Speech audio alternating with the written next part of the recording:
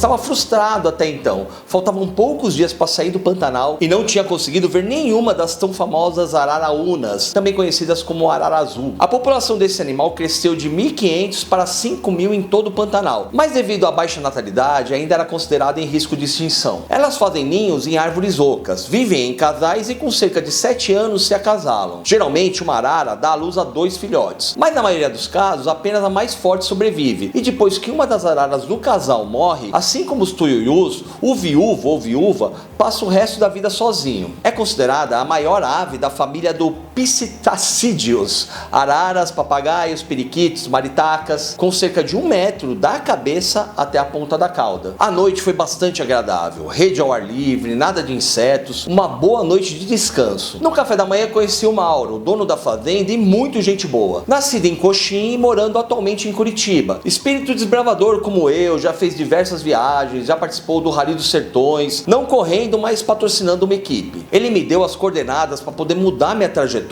com destino à Fazenda Carvalho. Tentei fazer o caminho exatamente como ele disse. Saia pela estrada da fazenda e passando a cancela, ao avistar um areião, pegue a pista da esquerda. Se eu seguisse reto na estrada, sairia na Fazenda São Gonçalo, mas virando à esquerda, seguiria rumo à Fazenda Tarumã, que estava no caminho da Fazenda Carvalho. Encontrei o areião e do outro lado do túnel formado pelo cerrado fechado, noto que uma figura me observa. Um viadinho ficou parado ali enquanto eu arrastava a minha bicicleta. Foi o animal vivo que mais consegui chegar perto, tanto é que consegui tirar uma boa foto, mesmo com o celular. Quando cheguei a uns 5 metros dele, o animal começou a correr para o lado, como se me acompanhasse. Segui lentamente, arrastando a bicicleta, pois era impossível pedalar. E ele seguia trotando e parando para me observar de uma distância segura, sempre à minha direita, até que ele passou a correr na direção da pista e deu um lindo salto, cruzando a estrada e se perdendo na imensidão do cerrado. Passei algumas cancelas e entrei num enorme pasto, de onde eu podia observar de longe várias emas e alguns viadinhos pastando. De repente eu vejo uma ave. Ela voava bem alto, à minha esquerda. Ao me avistar, ela muda de curso e vem na minha direção, dando um rasante, passando a menos de 5 metros de mim. Passou me observando como se tentasse identificar aquela figura estranha que pedalava no meio do nada. Uma linda e solitária arara azul passa me encarando, toma novamente uma boa altitude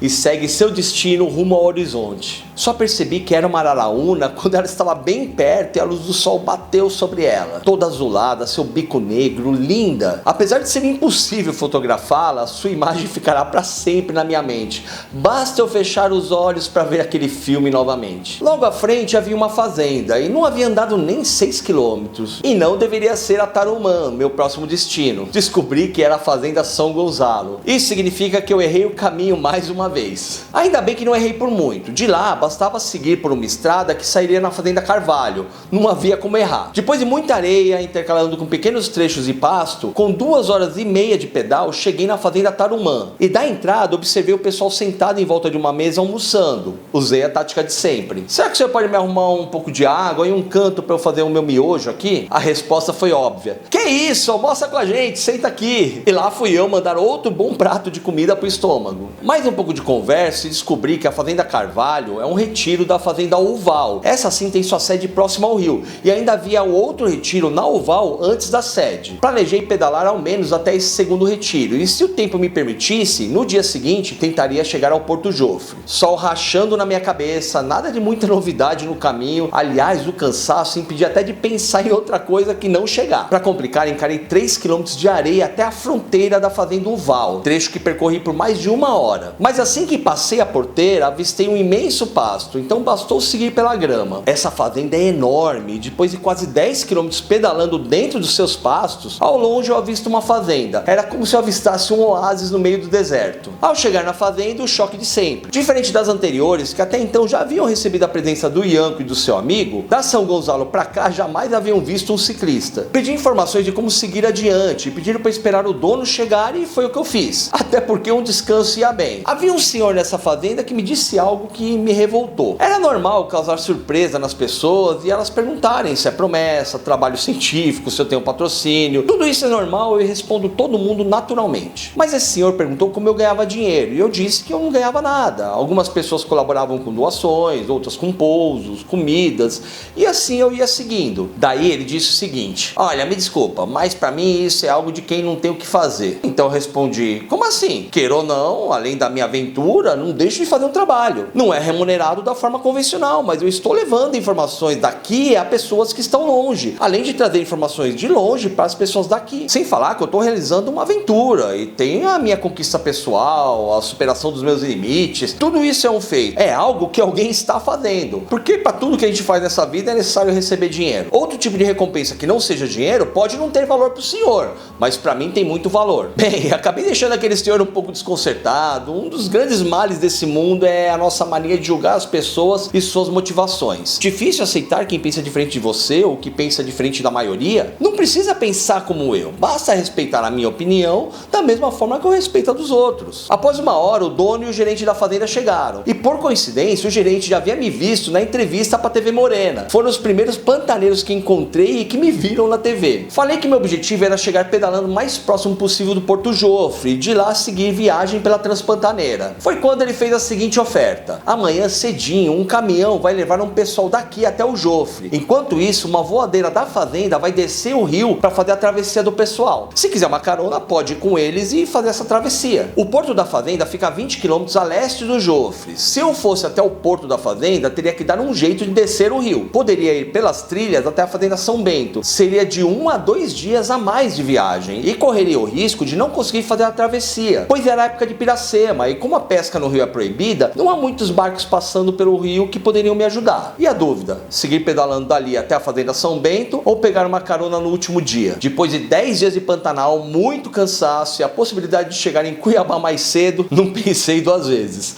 Aceitei a carona no ato. Outro lado positivo é que indo com eles eu poderia descobrir a rota exata de como cruzar o Pantanal, algo que até então ninguém havia feito. Com essas coordenadas, qualquer pessoa pode cruzar o Pantanal sem correr riscos desnecessários, e até mesmo eu numa próxima viagem. Foram até aquele dia 440 km pedalando dentro do Pantanal. Poderia acrescentar mais 50, mas já havia decidido que minha aventura no Pantanal sul-mato-grossense ia acabar ali. Como cheguei cedo, tive tempo de sobra para curtir a fazenda. Primeiro bati um papo com um cara que tem como trabalho instalar antenas de telefonia nas fazendas. Esse era o cara com quem eu deveria ter conversado antes de entrar no Pantanal. Como ele tem que percorrer quase todas as fazendas instalando e dando manutenção nas torres de energia, ele conhece todo o Pantanal melhor do que ninguém. Seu veículo era uma moto, mais próximo de uma bicicleta. Quando eu contei o caminho que eu fiz, ele disse que eu dei muitas voltas, pois para fazer a travessia até o Rio Negro, onde foi minha entrada no Pantanal, há vários caminhos usando as vazantes. Com um mapa e um GPS, ele poderia traçar uma melhor rota. Depois me contou dos perigos do Pantanal e disse que considera as onças o menor deles. Para ele, bem mais perigoso que as onças são as cobras boca de sapo e os jacarés que saem da hibernada. As pequenas bocas de sapo extremamente venenosas podem se esconder dentro do sapato do pantaneiro e picar o homem ao calçá-lo. Já os jacarés, quando os curichos secam por causa da seca, eles passam a andar no meio da mata, atrás de outro lago para se alimentar dos peixes. Se não encontram lagos, eles se enterram na areia e hibernam por longos meses se necessário. Ao cruzar um jacaré como esse durante a caminhada ou logo após a saída da hibernada, como estão famintos, eles atacam tudo que se move, até os ciclistas. Já as onças, ele disse que não existia essa história de ciclista sair passeando pela estrada e ela saltar da floresta para comer. Se você não pedalar nos horários delas, dificilmente terá problema. Avistar uma onça também não é problema, pois se ela não se sentir encurralada, com certeza ela vai fugir. Perigo mesmo é só se ela estiver com um filhote. Ele contou um caso: estava numa estrada de moto e deu de frente com uma onça. Ao vê-lo, ela pulou no meio do mato, saindo da pista. Mas assim que ele passou por ela, percebeu que ela se armou e passou a persegui-lo. Então ele acelerou e a deixou para trás. Mais adiante, quando estava em segurança, a viu cruzando a estrada, entrando no meio de uns arbustos e saindo de lá com o filhote. O risco que ele correu foi porque ele ficou entre a onça e o filhote. Nesse momento, a mãe, com seu instinto protetor, se atirou em sua direção. Mas assim que ela percebeu que seu filhote não corria mais riscos, abandonou a perseguição. O lado bom é que aquela não era uma época de procriação das onças, que geralmente ocorre nos meses de junho, então corri poucos riscos durante essa minha travessia. Na fazenda havia um enorme ninho de tuiuiu e uma outra árvore onde, no final da tarde, 2 casais de arara azul pousavam para passar a noite. Me disseram que todos os dias o filhote de tuiuiu que morava no ninho voltava a passar a noite, mas infelizmente fazia poucos dias que ele não aparecia. Isso quer dizer que ele já tinha se tornado adulto e provavelmente encontrado uma parceira. Já as araras vieram no final da tarde, dessa vez pude vê-las de perto. Fui até o pé da árvore onde elas estavam, peguei várias penas de araraúnas e trouxe de recordação. A noite chegou, arrumei um canto para armar minha rede na varanda do dormitório dos peões e aguardei o dia seguinte, quando finalmente iria vencer meu primeiro bioma. Hoje eu me arrependo de ter pego aquela carona, mas o cansaço de ter que pedalar no Pantanal me consumia. E o drama pessoal com a aproximação do Natal fazia a energia se esvair de mim. Esse é um dos motivos que eu queria tanto fazer uma nova viagem, onde eu não teria uma meta, um prazo, nada disso. O único objetivo que eu teria é o de chegar ao final do dia. Por isso acredito demais que vamos conseguir fazer o projeto Brasil em Ciclos, que criaremos aqui uma rede que não só vai dar suporte pra gente, como vai consumir todo o conteúdo que iremos produzir. Vocês viram as fotos maravilhosas que tirei com um simples celular? Agora já imaginaram a gente nessa situação com bons equipamentos de filmagens, drones? E o seu like pode ser o começo de tudo isso,